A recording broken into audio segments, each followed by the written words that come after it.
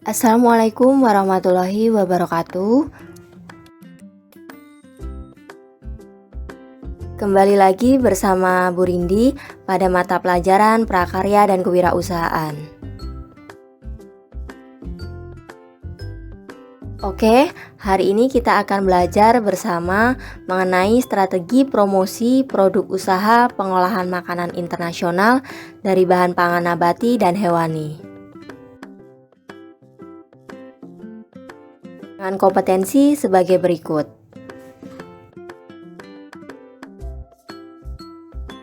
Dan tujuan pembelajaran sebagai berikut. Kalian tahu apa itu promosi? Mungkin kalian sudah sering dengar ya apa itu promosi. Nah, promosi itu adalah suatu kegiatan dalam suatu pemasaran yang kita lakukan dengan tujuan memperkenalkan barang kepada masyarakat dan untuk meningkatkan penjualan.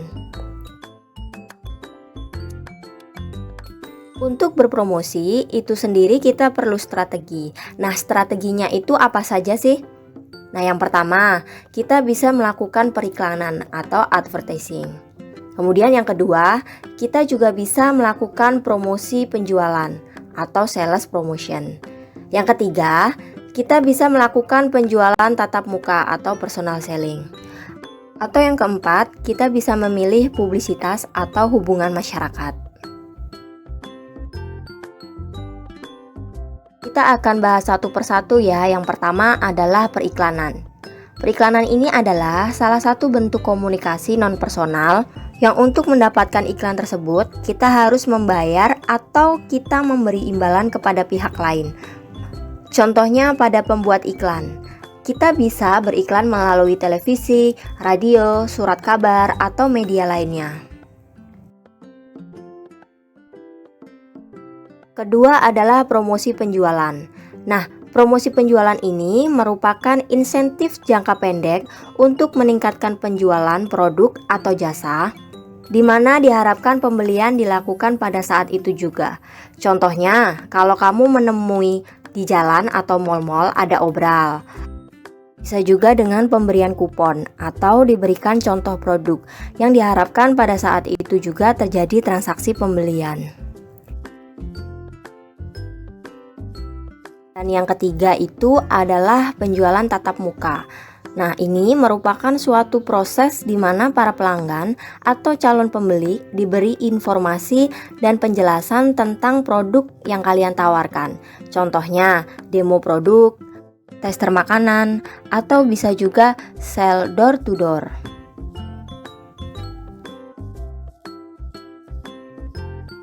Yang keempat adalah publisitas atau hubungan masyarakat. Nah, ini merupakan bentuk komunikasi non-personal dalam bentuk berita yang sehubungan dengan organisasi atau perusahaan dengan produk yang terkait. Maksudnya apa? Contoh, kita ada pertandingan sepak bola, maka disponsori oleh salah satu produsen alat-alat olahraga. Nah, otomatis itu merupakan iklan buat mereka kan? Kenapa sih harus melakukan promosi? Nah, suatu usaha harus melakukan promosi dengan tujuan yang pertama, mereka berharap bisa memberikan daya tarik khusus kepada para pelanggan maupun pembeli. Yang kedua, mereka juga butuh untuk meningkatkan angka penjualan.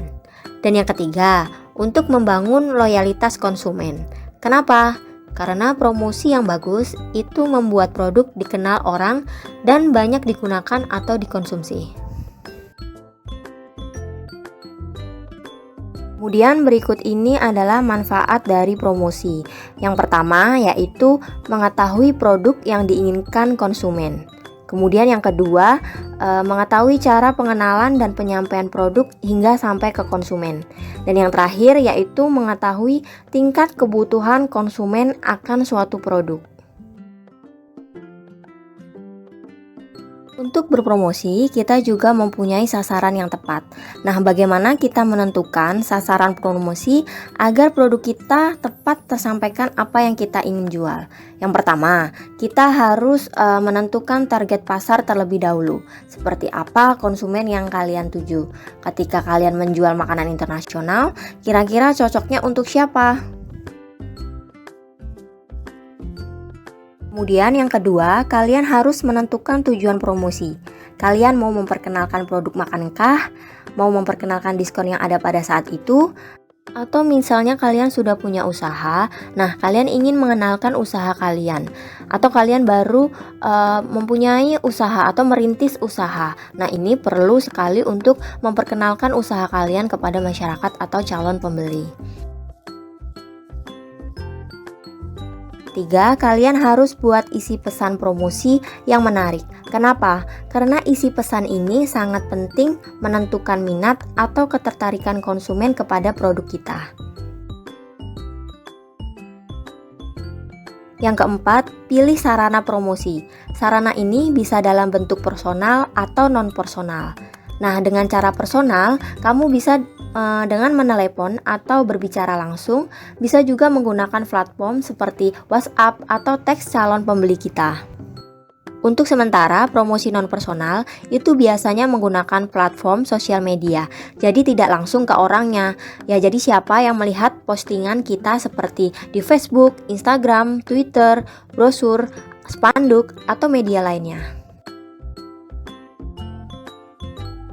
Yang paling terakhir, yang paling penting, yang kelima yaitu membuat anggaran promosi. Kenapa? Karena kita harus tahu budget membuat promosi kita supaya efektif dan tepat sasarannya, sehingga diharapkan hasil penjualan yang bisa meningkatkan pemasukan produk usaha kita.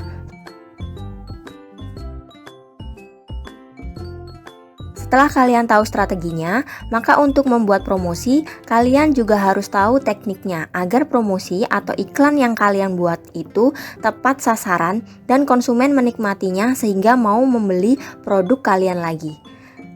Salah satunya adalah kalian bisa menggunakan teknik dengan cara memberikan kupon atau juga kalian bisa memberikan potongan harga. Atau kalian bisa juga memberikan promosi spesial seperti gratis ongkir, beli 2 gratis 1, atau yang lainnya. Kalian juga bisa menggunakan teknik mengadakan kontes atau undian. Misalnya, kalian mau membuat usaha baru. Nah, kalian minta calon pembeli itu atau kalian buat undian untuk membuat jingle atau logo produk kalian. Dan yang terakhir, kalian bisa memberikan contoh produk atau produk sampling. Nah, ini kalian tekniknya bisa kalian cari sendiri. Seperti itu ya. Jadi begitulah materi kita hari ini tentang promosi. Setelah kalian menyimak apa saja yang harus dibuat untuk melakukan suatu promosi, maka setelah ini tugas kalian adalah membuat promosi produk makanan internasional, boleh dalam bentuk media cetak maupun media digital. Kemudian hasil promosi diupload ke Instagram kelas masing-masing. Oke, sampai di sini dulu pembelajaran kita hari ini. Terima kasih sudah mengikuti video pembelajaran Bu Rindi. Sampai jumpa di pertemuan selanjutnya. Wassalamualaikum warahmatullahi wabarakatuh.